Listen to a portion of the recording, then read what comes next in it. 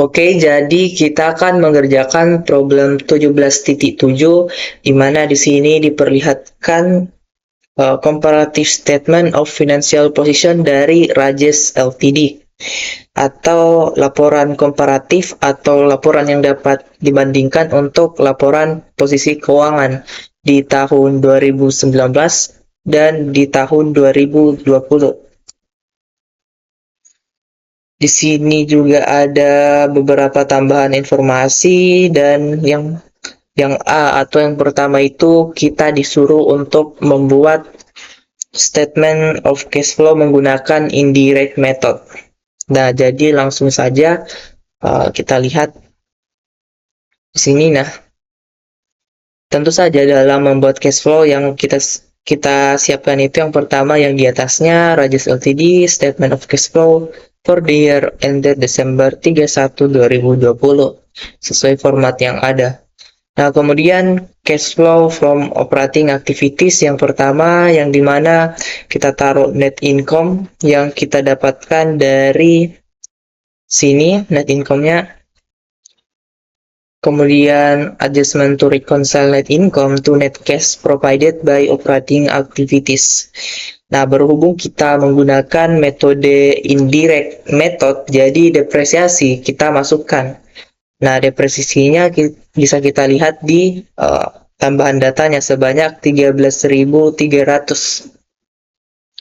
Sebanyak 13.300 dan kemudian kalau kita lihat di sini akun receivable-nya dari tahun 2019 ke tahun 2020 mengalami pertambahan. Nah, pertambahannya itu sebanyak 33.000 dikurang 14.000 sama dengan 19.000. Nah, terus kenapa pertambahan dari akun receivable kita taruh sebagai pengurangan uang di sini? Karena kalau kita memberikan piutang kepada orang lain, otomatis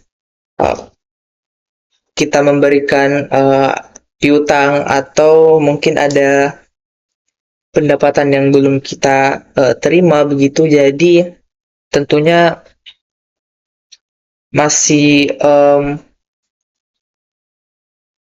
kita dapat hitung sebagai uang yang belum masuk begitu. Jadinya masih minus di sini, atau kita bisa analogikan juga sebagai pemberian piutang sehingga uang kita berkurang sebanyak 19.000. Intinya saja, ketika terjadi kenaikan di akun receivable, maka nilai di sini pastinya akan negatif begitu. Nah, kemudian di inventory-nya bisa kita lihat di sini terjadi kenaikan juga yang awalnya 30.000 menjadi yang awalnya 20.000 menjadi 30.000. Nah, tentunya kenaikannya itu kita hitung sebagai pengurangan uang juga sebanyak 10.000 karena tentunya kita dalam rangka menambah inventory tentunya mengeluarkan uang. Kemudian increase in account payable, dan tentu saja karena di sini account payable-nya bertambah sebanyak 14.000. Nah, pertambahan sebanyak 14.000 ini kita tulis ini searah dengan pertambahan account payable-nya, di mana pertambahan account payable berarti pertambahan juga dalam arus cash flow kita. Kemudian ada reduce atau pengurangan dalam income tax payable, di mana bisa kita lihat di sini terjadi pengurangan yang awalnya 8.000 menjadi 7.000. Nah, pengurangan ini kita tulis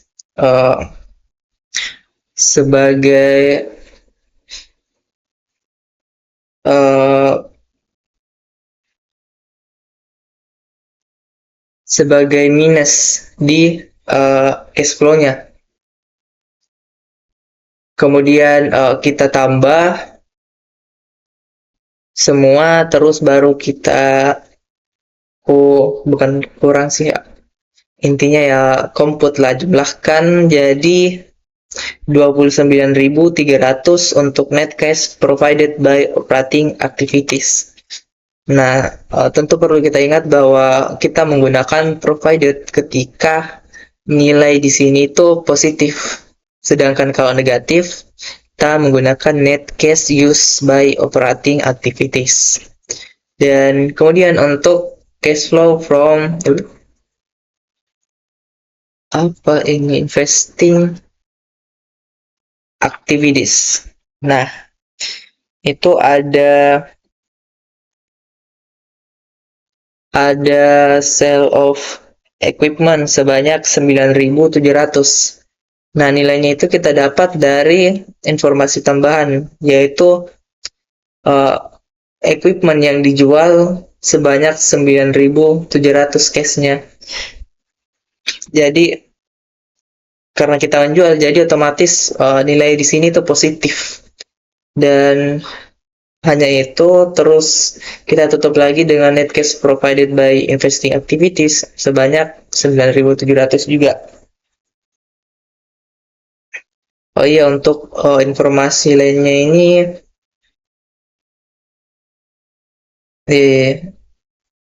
tidak terlalu berguna ya, karena nilai dari depresiasinya itu kalau kita tambah dengan nilai jualnya menjadi 18.000. Jadi kayak tidak ada kerugian dari penjualan ini. Jadi hanya sale of equipment saja di sini. Dan kemudian untuk cash flow from financing activities itu yang pertama issuance of ordinary share. Di mana itu bisa kita lihat di sini share kapitalnya yang awalnya 14.000 menjadi 18.000. Nah, artinya terjadi penerbitan lembar saham baru sebanyak 4.000. Nah, tentunya kalau penerbitan lembar saham, maka tentunya kita akan menerima uang dalam rangka penerbitan saham tersebut. Kemudian bonds payable-nya dari 33.000 ke 27.000. Nah, kita tulis di sini yaitu yang tadi 33.000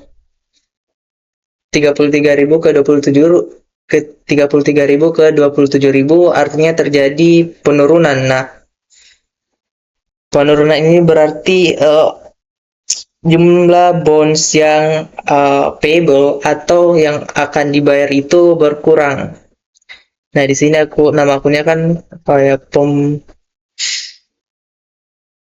pembayaran bonds lah. Intinya bonds yang dibayar sebanyak senilai 6.000 atau selisih dari 33.000 tadi dengan 27.000. Kemudian payment of dividends itu dari informasi tambahan sebanyak 20.000. Nah, dan tentunya negatif karena terjadi pengeluaran uang. Dan kemudian kita compute, kita tambah, jadinya net cash provided by financing activities 22.000. Dan kita tambah nilai dari ini dan hasilnya itu 17.000. Kemudian bagaimana cara kita mengetahui bahwa cash flow kita sudah betul itu? Kita tinggal lihat hasil akhir ini tadi, terus kita lihat nilai cashnya itu yang awal 20.000.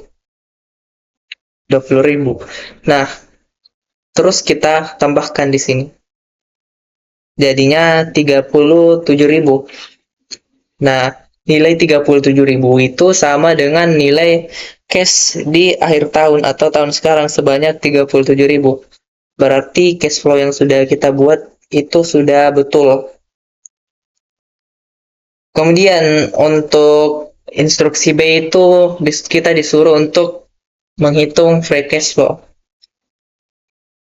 Jadi kalau berdasarkan buku pengantar akuntansi Kieso sih cara menghitung untuk free cash flow itu sendiri cukup mudah, dimana kita tinggal mencari net cash provided by operating activities, kemudian kita kurangi dengan bukan net cash by investing activities, tetapi spesial untuk spend untuk equipment di sini. Dan kemudian kita kurangi lagi dengan pembayaran dividen sebanyak, berapa? Barulah hasilnya itu kita dapatkan free cash flow-nya. Nah, dalam soal ini bisa kita lihat sendiri bahwa net cash provided by operating activities-nya sebanyak 29.300. Kemudian kemudian untuk investing berhubung tidak terjadi use, malahan provided dan tidak ada pembelian equipment, jadinya 0 di tengahnya. Kemudian yang dividen kita bayar sebanyak 20.000. Jadi kita kurangkan 29.300 dikurang 20.000, jadinya 9.300 free cash flow-nya. Jadi begitu.